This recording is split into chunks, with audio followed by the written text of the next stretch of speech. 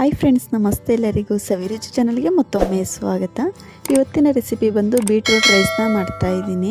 ಇದು ಮಕ್ಕಳು ಲಂಚ್ ಬಾಕ್ಸ್ಗಾಗಿರ್ಬೋದು ಅಥವಾ ಬೆಳಿಗ್ಗೆ ಬೇಗನೆ ಏನಾದರೂ ಬ್ರೇಕ್ಫಾಸ್ಟ್ನ ಮಾಡ್ಕೊಳ್ಬೇಕು ಅಂತಂದರೆ ಈ ರೀತಿ ಬೀಟ್ರೂಟ್ ರೈಸ್ನ ಟ್ರೈ ಮಾಡಿ ನೋಡಿ. ತುಂಬಾ ಚೆನ್ನಾಗಿರುತ್ತೆ, ತುಂಬ ಸಿಂಪಲ್ಲಾಗಿ ಕೂಡ ಮಾಡ್ಕೊಳ್ಬೋದು. ನಾವು ಒಂದೇ ರೀತಿ ಚಿತ್ರಾನ್ನ ಪುಳಿಯೋಗರೆನ ಮಾಡ್ತಾನೆ ಇರ್ತೀವಿ ಅಲ್ವಾ, ಆದರೆ ಈ ರೀತಿ ಒಂದ್ಸಲ ಬೀಟ್ರೂಟ್ ರೈಸ್ನ ಟ್ರೈ ಮಾಡಿ ನೋಡಿ, ತುಂಬಾ ಚೆನ್ನಾಗಿ ಬರುತ್ತೆ. ಈಗ ಬನ್ನಿ ಯಾವ ರೀತಿ ಮಾಡ್ಕೊಳ್ಳೋದು ಅಂತ ನೋಡ್ಕೊಳ್ಳೋಣ. ಮೊದಲು ಒಂದು ಮಿಕ್ಸಿ ಜಾರ್ಗೆ ನಾನಿಲ್ಲಿ ಒಂದು ಮೀಡಿಯಮ್ ಸೈಜ್ ಬೀಟ್ರೋಟ್ನ ಈ ರೀತಿ ಸಿಪ್ಪೆನೆಲ್ಲ ತೆಗೆದು ಕಂಪ್ಲೀಟಾಗಿ ಒಂದ್ಸಲ ತೊಳ್ಕೊಂಡು ಈ ರೀತಿ ಹಚ್ಚಿಟ್ಕೊಂಡಿದ್ದೀನಿ. ಒಂದು ಮೀಡಿಯಮ್ ಸೈಜ್ ಬೀಟ್ರೋಟ್ನ ತೊಗೊಂಡಿದ್ದೀನಿ. ಇದನ್ನ ಮಿಕ್ಸಿ ಜಾರ್ಗೆ ಹಾಕ್ಕೊಂಡು ರುಬ್ಕೊಳ್ಬೇಕಾಗುತ್ತೆ. ಹಾಗೆ ನಾನು ಒಂದು ಚಿಕ್ಕ ಕಪ್ಪಲ್ಲಿ ಒಂದು 3/4 ಕಪ್ ಆಗೋಷ್ಟು ಹಸಿ ತೆಂಗಿನಕಾಯಿನ ಹಾಕ್ಕೊಳ್ತಾ ಇದ್ದೀನಿ. ಹಾಗೆ ಖಾರಕ್ಕೆ ಒಂದು 3 ಹಸಿಮೆಣ್ಸಿನ್ಕಾಯಿನ ಹಾಕ್ಕೊಳ್ತಾ ಇದ್ದೀನಿ. ನಿಮಗೆ ಖಾರಕ್ಕೆ ಎಷ್ಟು ಬೇಕೋ ನೋಡಿಕೊಂಡು ಹಸಿಮೆಣ್ಸಿನ್ಕಾಯಿನ ಸೇರಿಸ್ಕೊಳ್ಬೋದು. ಸೇರಿಸಿ ಇದನ್ನ ಸ್ವಲ್ಪ ನೈಸಾಗಿ ರುಬ್ಕೊಂಡು ಬರೋಣ. ನೀರೇನು ಹಾಕ್ಕೊಳ್ಳೋ ಅವಶ್ಯಕತೆ ಇಲ್ಲ, ಬೀಟ್ರೂಟಲ್ಲಿ ನೀರಾಂಶ ಇರೋದ್ರಿಂದ ನೀರು ಹಾಕ್ಕೊಳ್ತಲೇ ಈ ರೀತಿ ಸ್ವಲ್ಪ ನುಣ್ಣಗೆ ರುಬ್ಕೊಳ್ಬೇಕಾಗುತ್ತೆ. ನೋಡ್ತಾ ಇರ್ಬೋದು, ಈ ರೀತಿ ಕಂಪ್ಲೀಟಾಗಿ ನೈಸಾಗಿ ರುಬ್ಕೊಂಡಿರೋದಾಗಿದೆ. ಇದಿಷ್ಟಾದರೆ ಸಾಕು. ಈಗ ರುಬ್ಬಿಟ್ಕೊಂಡಿರೋಂಥ ಮಿಶ್ರಣನ ಸೈಡಲ್ಲಿ ಎತ್ತಿಟ್ಕೊಂಡಿರೋಣ. ಈಗ ಗ್ಯಾಸ್ ಮೇಲೆ ಒಂದು ಕಡಾಯಿನ ಬಿಸಿ ಇಟ್ಕೊಂಡು ಇದಕ್ಕೆ ಒಂದು 3-4 ಸ್ಪೂನ್ ಆಗೋಷ್ಟು ಎಣ್ಣೆನ ಹಾಕ್ಕೊಳ್ತಾ ಇದ್ದೀನಿ. ಎಣ್ಣೆ ಸ್ವಲ್ಪ ಬಿಸಿ ಆದ ನಂತರ ಸ್ವಲ್ಪ ಸಾಸಿವೆ ಕಾಳು, ಸ್ವಲ್ಪ ಜೀರಿಗೆನ ಹಾಕ್ಕೊಳ್ತಾ ಇದ್ದೀನಿ. ಹಾಗೆ ಸ್ವಲ್ಪ ಕಡಲೆ ಬೀಜನ ಹಾಕ್ಕೊಳ್ತಾ ಇದ್ದೀನಿ. ಹಾಗೆ 1 ಸ್ಪೂನ್ ಆಗುವಷ್ಟು ಕಡಲೆಬೇಳೆ, 1 ಸ್ಪೂನ್ ಆಗುವಷ್ಟು ಉದ್ದಿನಬೇಳೆನ ಹಾಕ್ಕೊಳ್ತಾ ಇದ್ದೀನಿ. ಈ ರೀತಿ ನಾವು ಕಡಲೆಬೇಳೆ, ಕಡಲೆ ಬೀಜನೆಲ್ಲ ಹಾಕ್ಕೊಳ್ಳೋದ್ರಿಂದ ಬೀಟ್ರೂಟ್ ರೈಸಲ್ಲಿ ತಿನ್ನಲಿಕ್ಕೆ ಚೆನ್ನಾಗಿರುತ್ತೆ ಅಂತ ಸೇರಿಸ್ಕೊಂಡು ಕಡಲೆ ಬೀಜ, ಕಡಲೆಬೇಳೆನೆಲ್ಲ ಲೋ ಫ್ಲೇಮಲ್ಲೇ ಹದವಾಗಿ ಫ್ರೈ ಮಾಡ್ಕೊಳ್ಬೇಕು. ಹೈ ಫ್ಲೇಮಲ್ಲೆಲ್ಲ ಇಟ್ಕೊಂಡು ಫ್ರೈ ಮಾಡ್ಕೊಳಕ್ಕೆ ಹೋಗಬಾರ್ದು, ಬೇಗನೆ ಕಲರ್ ಚೇಂಜ್ ಆಗಿಬಿಡುತ್ತೆ. ಕಡಲೆ ಬೀಜ ಒಳಗಡೆ ಎಲ್ಲ ಚೆನ್ನಾಗಿ ಬೆಂದಿರೋದಿಲ್ಲ. ಈ ರೀತಿ ಕಡಲೆ ಬೀಜನ ಕಂಪ್ಲೀಟಾಗಿ ಫ್ರೈ ಮಾಡಿಕೊಂಡು ಸ್ವಲ್ಪ ಅಡುಗೆ ಅರಿಶಿನ ಹಾಕ್ಕೊಂಡು ಮಿಕ್ಸ್ ಮಾಡ್ಕೊಳ್ತಾ ಇದ್ದೀನಿ. ನೋಡ್ತಾ ಇರ್ಬೋದು, ಈ ರೀತಿ ಕಂಪ್ಲೀಟಾಗಿ ಮಿಕ್ಸ್ ಮಾಡ್ಕೊಂಡಿರೋದಾಗಿದೆ.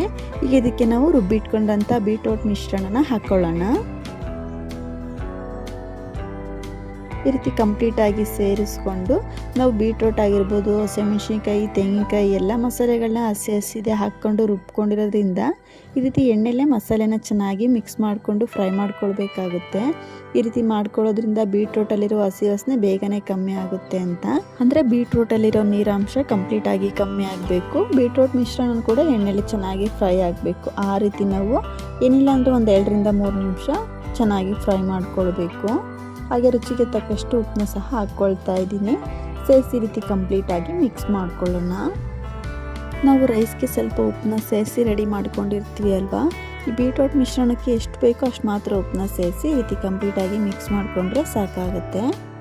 ಈ ರೀತಿ ಕಂಪ್ಲೀಟಾಗಿ ಮಿಕ್ಸ್ ಮಾಡಿಕೊಂಡು ಒಂದು ಪ್ಲೇಟ್ ಮುಚ್ಚಿ ಒಂದು 3 ನಿಮಿಷ ಎಣ್ಣೆಲೆ ಫ್ರೈ ಮಾಡ್ಕೊಳ್ಳೋಣ. ನೋಡ್ತಾ ಇರ್ಬೋದು, ಈ ರೀತಿ ಕಂಪ್ಲೀಟಾಗಿ ಫ್ರೈ ಮಾಡ್ಕೊಂಡಿರೋದಾಗಿದೆ. ಬೀಟ್ರೂಟಲ್ಲಿರುವ ಹಸಿ ವಾಸನೆ ಕಂಪ್ಲೀಟಾಗಿ ಕಮ್ಮಿ ಆಗಿದೆ. ನೋಡ್ತಾ ಇರ್ಬೋದು. ಈಗ ಇದಕ್ಕೆ ರೈಸ್ನ ಸೇರಿಸ್ಕೊಳ್ಳೋಣ. ನಾನಿಲ್ಲಿ ಒಂದು 2-3 ಪ್ಲೇಟ್ ಆಗೋವಷ್ಟು ರೈಸ್ನ ರೆಡಿ ಮಾಡಿ ಇಟ್ಕೊಂಡಿದ್ದೆ. ಅದನ್ನ ಕಂಪ್ಲೀಟಾಗಿ ಸೇರಿಸ್ಕೊಳ್ತಾ ಇದ್ದೀನಿ. ನಾನಿಲ್ಲಿ ರೈಸ್ನ ಸ್ವಲ್ಪ ಸಾಫ್ಟಾಗಿ ರೆಡಿ ಮಾಡ್ಕೊಂಡಿದ್ದೀನಿ. ನೀವು ಬೇಕಿದ್ರೆ ಸ್ವಲ್ಪ ಉದುರಾಗಿ ಮಾಡ್ಕೊಳ್ಳಿ. ಹಾಗೆ ಇದಕ್ಕೆ ಕೊನೆಯದಾಗಿ ಸ್ವಲ್ಪ ನಿಂಬೆ ರಸನ ಹಾಕ್ಕೊಳ್ತಾ ಇದ್ದೀನಿ. ಅಂದರೆ ಒಂದು ಕಂಪ್ಲೀಟಾಗಿ ನಿಂಬೆ ರಸನ ಸೇರಿಸ್ಕೊಂಡಿದ್ದೀನಿ. ಸೇರಿಸಿ ರೀತಿ ಕಂಪ್ಲೀಟಾಗಿ ಮಿಕ್ಸ್ ಮಾಡ್ಕೊಳ್ಳೋಣ.